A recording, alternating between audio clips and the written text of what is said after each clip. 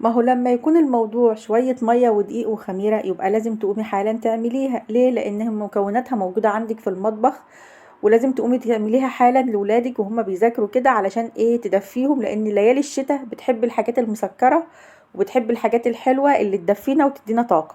فهي كل المكونات شوية مية ودقيق وخميرة. هتقومي حالا تعمليهم دلوقتي. وقبل ما نبدأ الفيديو لازم نقول ايه؟ نقول دعائنا الجميل: كريم رسول الله والله أكرمه، فهل فقير بين الكريمين يحرمه. اللهم صل وسلم وبارك على سيدنا محمد. ويلا بينا نعمل أحلى زلابية بأحلى طريقة، بطريقة أمهاتنا وبالطريقة القديمة اللي هي الأصلية. في حلة على النار هنعمل أول حاجة الشربات أو الشيرة أو السيرب، زي ما ايه كل بلد بتسميه. حطيت كوبايتين من السكر، وعليهم كوبايه ونص من الميه، وعليهم معلقه من الجلوكو من عسل الجلوكوز. عسل الجلوكوز ده ميزته ايه؟ اولا بيخلي الشربات ما يسكرش، ثانيا بيدي لمعه للحلويات، يعني اي حلويات. عشان كده محلات الحلواني بيستخدموها، والحلويات الشرقيه بيستخدموها علشان بتدي لمعه كده للحلويات. وبعدين هنضيف عليهم كمان نص ليمونه، عصره كده من الليمون، نص ليمونه يعني. وهنحط كمان ظرف من الفانيليا. طب لو ما عندكيش فانيليا تقدري تحطي عود قرفة، بس قرفة خشب، او 3 فصوص من الحبهان. دي بتنكه الشربات برضو، يعني منكهات حلوة بديل الفانيليا. هنجيب كده بولة، هتسيب الشربات يغلي، وهتسيبيه يغلي لمدة 10 دقايق. يعني بعد ما يغلي، وما تقلبيش فيه خالص، يعني ما تقلبيش فيه كتير. بعد ما يغلي 10 دقايق وطفي عليه. هنا بقى هنجيب بولة وهنحط فيها كوبايتين من المية ومعلقة من السكر ومعلقة من الخميرة. بس طبعا لازم تكوني متأكدة ان الخميرة بتاعتك مش بايظة، يعني تكوني ايه، الخميرة بتاعتك لسه جايباها. او لو شاكة فيها تعملي لها اختبار، تقلبيها الاول في نص كوباية مية على شوية سكر، وتركنيها على جنب. لو فارت تعرفي ان هي كده ايه، مظبوطة. هنا بقى هبتدي اقلبهم كده لحد ما الخميرة والسكر يدوبوا، وهنزل عليهم بظرف من الفانيليا، او تقدري تستخدمي الفانيليا السايلة. وهنا كده معايا 50 جرام من النشا، اللي هما ما يعادل نص كوباية او 4 معالق كده من معالق الاكل. هدوبهم كده في بعض. وكمان معايا نص كيلو من الدقيق، هحط عليهم حوالي كده ايه تلت معلقة من الملح، تلت معلقة صغيرة من الملح. هبتدي كده انزل بالدقيق واحدة واحدة. وبرضو انا ما حطيتش المية كلها، انا سبت نص كوباية مية على ما اشوف العجينة، لان طبعا كل دقيق على حسب نوع الدقيق بنحط المية. في دقيق بياخد سوائل كتير وفي دقيق لا. هنا كده نزلت كده بباقي الدقيق، والدقيق اللي انا مستخدمه ده اللي هو جميع الاغراض. زي ما انتوا شايفين كده هقلب كده بالمضرب. لو ما عندكيش مضرب بايديكي بايديكي، يعني الموضوع سهل، لان هي العجينه مش يابسه فمش هتاخد منك مجهود.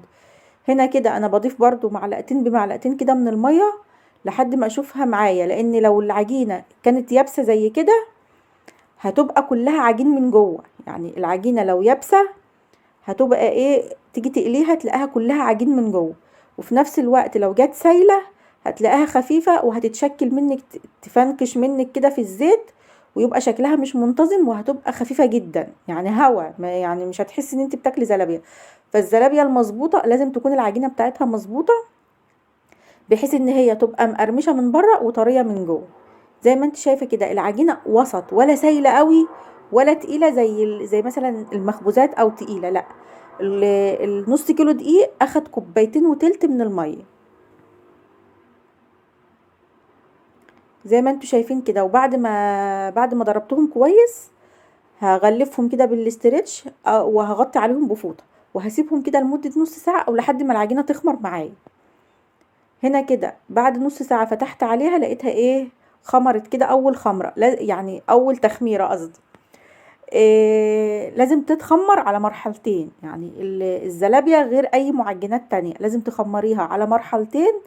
كده انا بهبط الخمر الاولاني، لازم تهبطيه كده وترجعي تقفلي عليها تاني وتسيبيها كمان لحد ما تخمر تاني وتلاقيها ارتفعت معاكي كده. كده ههبطها بايدي بقى، لان انا هبتدي ايه، اشتغل فيها. لازم تهبطي الخمر بتاعها كده.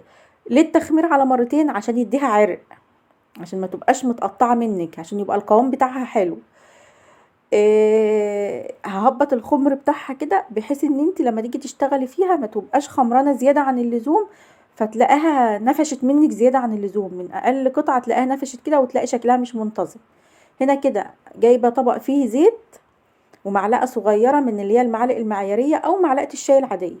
هنا ان الزيت معايا على النار، بس الزيت مش سخن ولا هو بارد، الزيت هنا دافي او اقل من الوسط شويه، يعني يا دوب كده، لان الزيت لو سخن هتحطيها في اول مره هتلاقيها نفشت منك مره واحده كده وعبت هوا وبقى شكلها مش منتظم.